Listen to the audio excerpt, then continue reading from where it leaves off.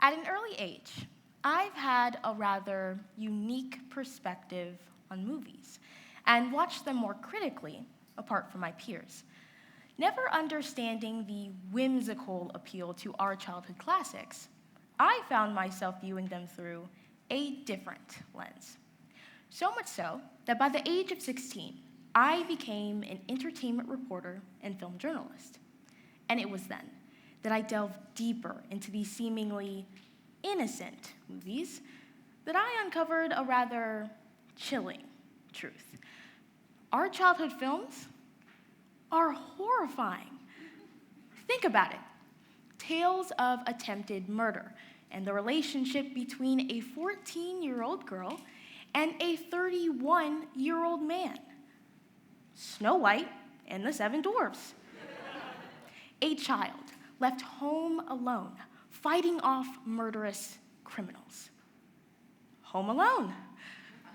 Or a brother murdering his brother and then attempting to murder his nephew. The Lion King. While these movies are great, we can't help but notice how they affect our real-world context. As you can see, murder is a common theme. With this said, there is one particular movie I've been studying, analyzing, and researching for the past 5 years. The 1971 Willy Wonka and the Chocolate Factory.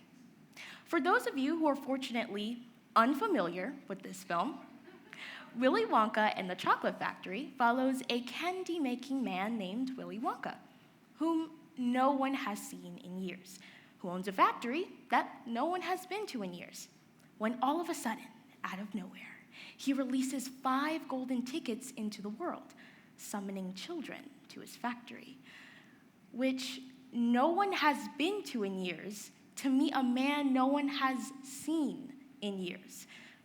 Then the 5 children enter, and only one comes out alive. However, a horror movie in itself is not as scary as seeing those 5 words solemnly glaze the screen. Based on a true story. Shraddha Verma, an entertainment journalist, explains that knowing that someone actually went through that terror in reality makes the movie more horrifying in nature. And while Willy Wonka and the Chocolate Factory may not be based on a true story, its entire essence is more legitimate than you may think. You see, just like Willy Wonka and the Chocolate Factory, our own world is no stranger to Willy Wonka and his tactics used to lure children into the holds of a company or product. This is known as child-based marketing. And this brings me to my topic. Corporations are seeing ample opportunity to take advantage of the overwhelming fact that children are vulnerable. So that is why, first, our journey will begin with taking a closer look at Willy Wonka and his corporate friends.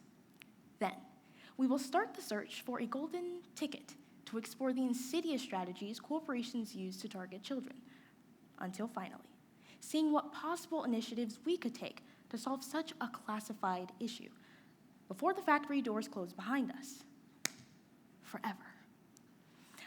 While researching, I found one number particularly hilarious. Corporations are projected to spend over $21.1 billion advertising to an audience that doesn't have any money. As silly as it may sound, this is a business strategy known as childhood commercialism.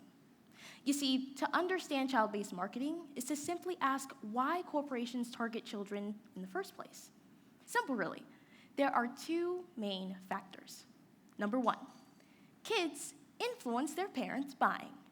And most importantly, number 2, kids are likely to keep wanting to use a product if we genuinely enjoy it. This is known as brand identification. So taking candy from a baby is not as easy as we ought to think, where the metaphorical candy becomes a shoe brand, a favorite soda, a particular phone brand, or even a political party.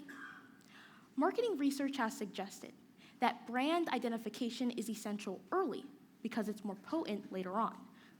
Let us not forget that children are the future consumers, the very lifeblood of corporations.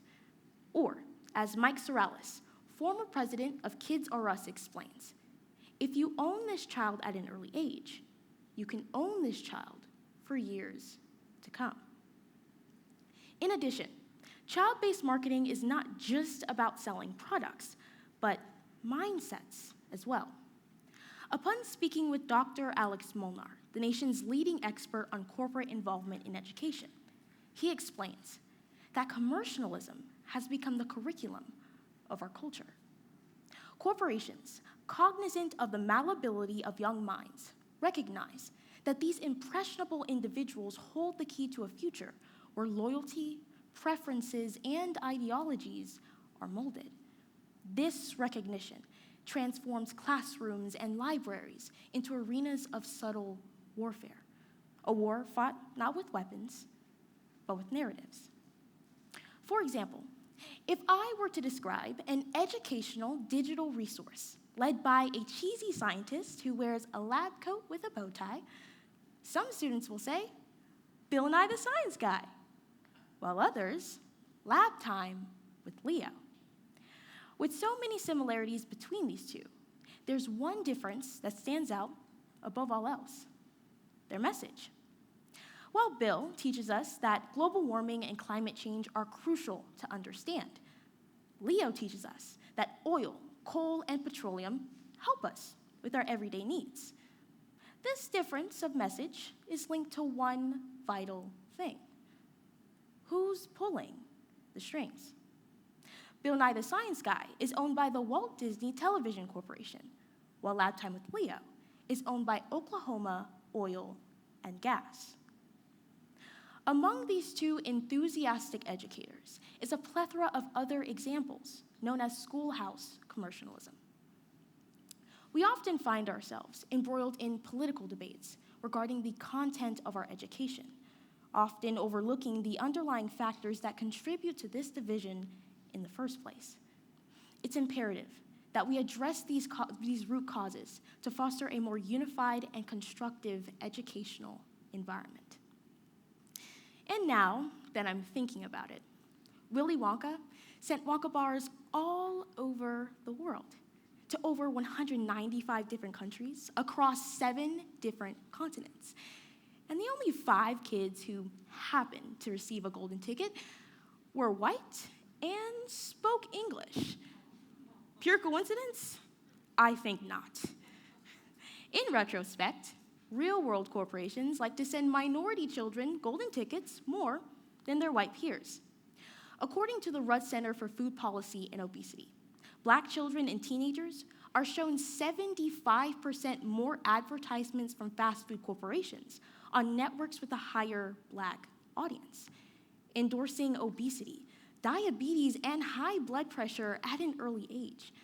Increasingly, schools located in heavily minority-populated areas are seeing more advertisements within their schools also. As I conclude, I will share a quote Willy Wonka exchanges with Charlie, the last child remaining, at the very end of the film. Quote, "I can't go on forever, and I don't really want to try. So who can I trust to run the factory when I leave and take care of the Oompa Loompas for me? Not a grown-up. A grown-up would want to do everything his own way, not mine. So that is why I decided a long time ago that I had to find a child, a very honest, loving child, to whom I could tell all my most precious candy-making secrets." End quote. In the enchanting tale of Willy Wonka and the Chocolate Factory, we discover a profound revelation that perhaps it's not just about trust. Perhaps deep down, it's also about fear. Fear of what a child like Charlie Bucket could become. A child with the potential to challenge the status quo, to question established norms, and to disrupt the very fabric of the corporate world and society itself. Willy Wonka saw this potential in Charlie, and corporations see it in the children they target. The future awaits, and it's the responsibility of all of us, parents, educators, policymakers, and advocates, to ensure that the sweet innocence and pure imagination of childhood is not tainted by corporate agendas.